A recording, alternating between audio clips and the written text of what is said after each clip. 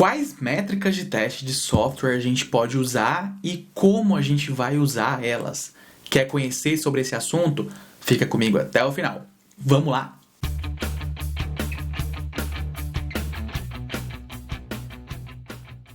Olá, meus queridos, sejam muito bem-vindos. Eu sou Vinícius Pessoni e hoje a gente vai falar sobre um daqueles assuntos que muita gente tem dúvida, né? O que é métrica, o que são métricas de teste de software e quais delas que eu posso usar, para que eu uso cada uma delas, né? Vamos falar sobre esse assunto, que é um dos assuntos mais pedidos no nosso canal do Telegram e também no Instagram, né?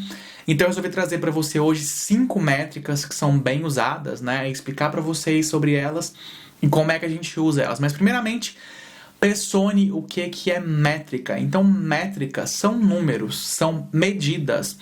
É uma forma da gente diagnosticar alguma coisa. Então, a gente cria, né, usa métricas para diagnosticar como é que está o nosso processo de software, como é que está o nosso processo de teste, como é que está a qualidade das coisas que a gente está fazendo, a produtividade da nossa equipe, a saúde, né, das coisas que estão sendo produzidas.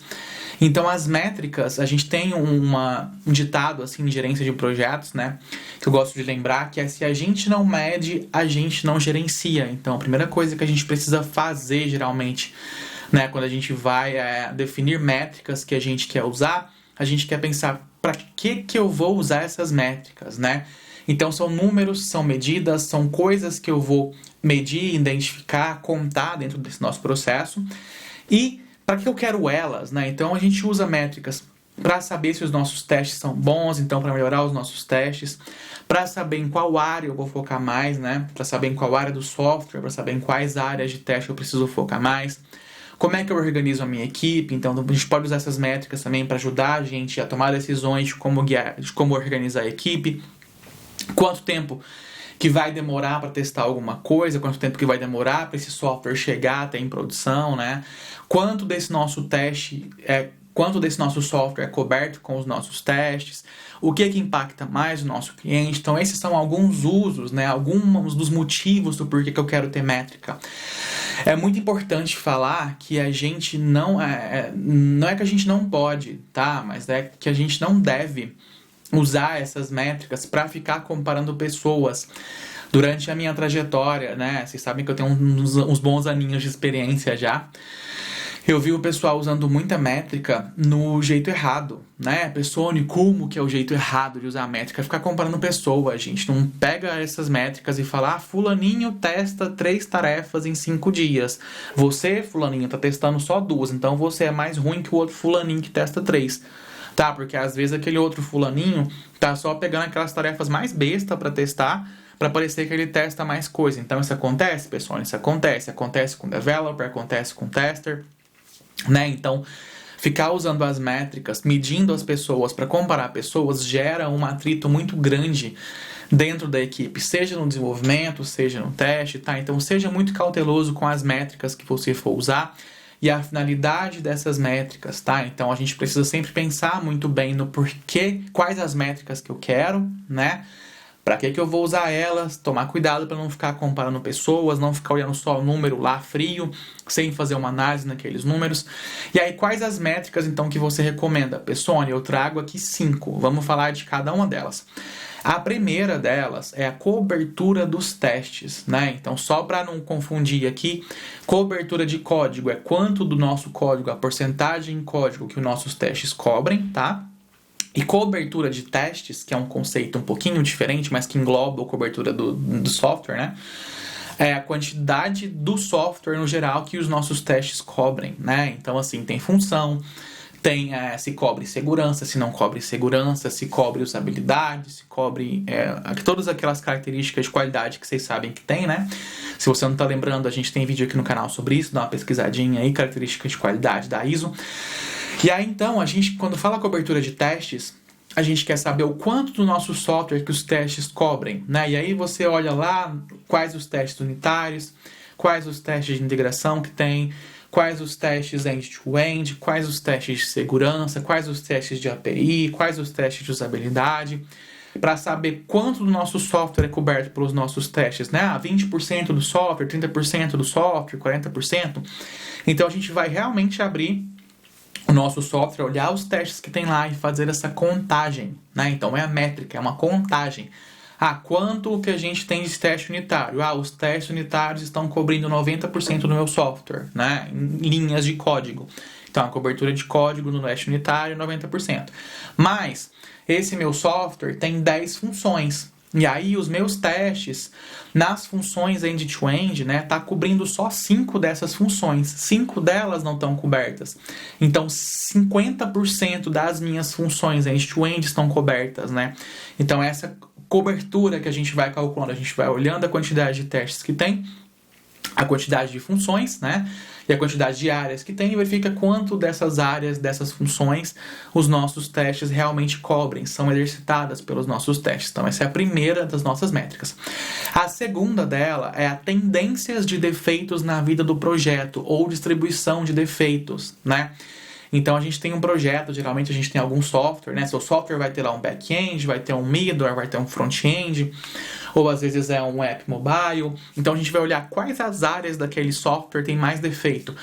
Geralmente a parte de venda não tem defeito, mas a parte de alterar o nome do nosso cliente tem muito defeito. Ou então, quando eu faço alguma alteração naquelas funções super complicadas, né? Exemplo, Pessoni, cálculo de imposto.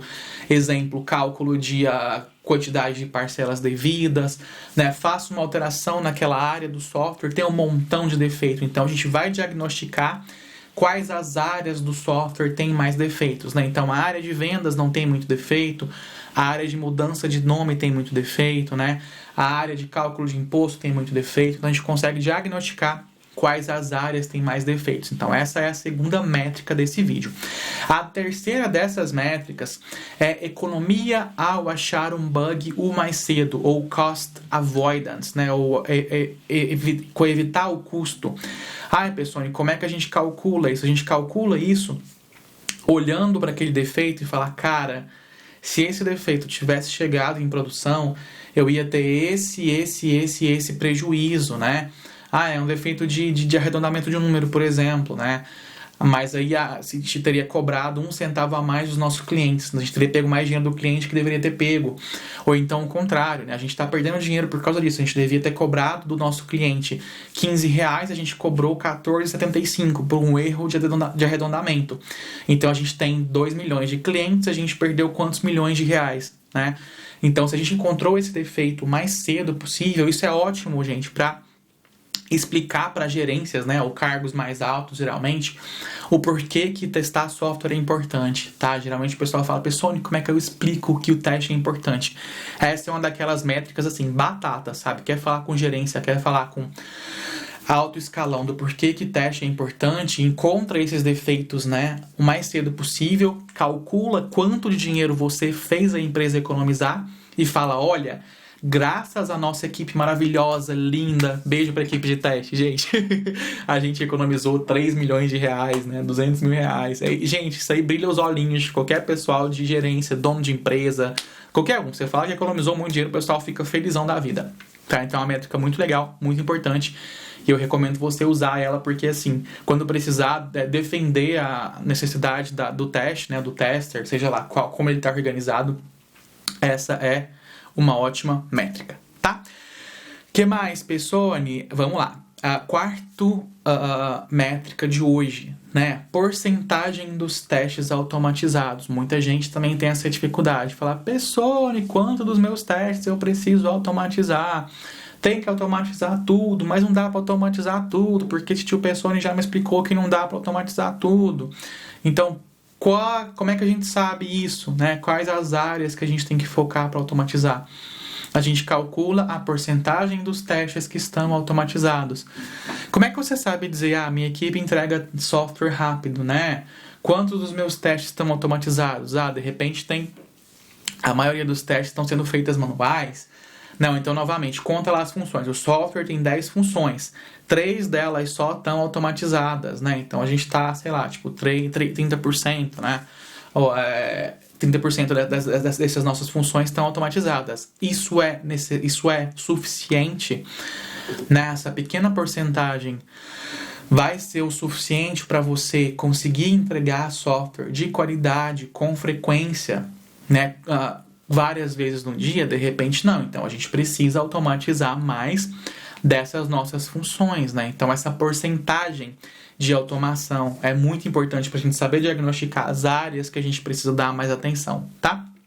Quinta das nossas métricas de hoje: número de defeitos escapados em produção, aquele bugão que foi lá explodir na cara do usuário e você fala, meu Deus do céu, eu esqueci esse negócio, ou a gente não viu esse negócio, né? Foi um blind spot, assim, foi um ponto cego durante a gente estava planejando os nossos testes, planejando o nosso software. Então, isso é muito importante. Por que é importante, pessoal? Para chegar depois e falar, seu desenvolvedor de merda, seus testes ruins. Não é isso que a gente faz com as métricas. Eu expliquei para vocês não ficar sacaneando as pessoas, atormentando a vida das pessoas com as métricas. Não, serve para você olhar e falar, cara, a gente esqueceu de alguma coisa, né? E você vai lá apontar o dedo na cara da pessoa e falar, seu ruim. Não, você vai falar o quê? Cara, a gente perdeu alguma coisa, a gente esqueceu alguma coisa, a gente não viu alguma coisa. Então, o que tá faltando? Tá faltando melhorar processo de requisitos, tá faltando fazer mais três amigos, que é aquela questão de discutir entre o developer, tester e o business, né, para você ver mais coisas. Tá faltando mais cenário de teste, tá faltando conhecer mais o negócio. Então serve para você diagnosticar onde estão as falhas dos seus testes, as falhas de processo. E aí, o legal dessas métricas é que elas guiam os nossos testes, né, ajudam a melhorar os nossos testes, mas também ajudam a melhorar o processo de software em si. Então, você viu que eu acabei de falar? Tá com falha nos requisitos, tá com falha na interação entre as pessoas. Então, essas métricas, por mais que a gente fala métricas de teste, né, na verdade não é só para teste, ela serve para extrapolar o nosso mundinho do teste e ajudar a equipe a chegar mais adiante, né, a ir mais além, a chegar mais profundo nas qualidades, né, em produzir com qualidade. Ai, Pessoni, só existe essas 5 métricas de teste? Não. Quais outras métricas que existem? Gente, tem métrica pra caramba. Tem métrica de entrega, né, que é métrica de delivery.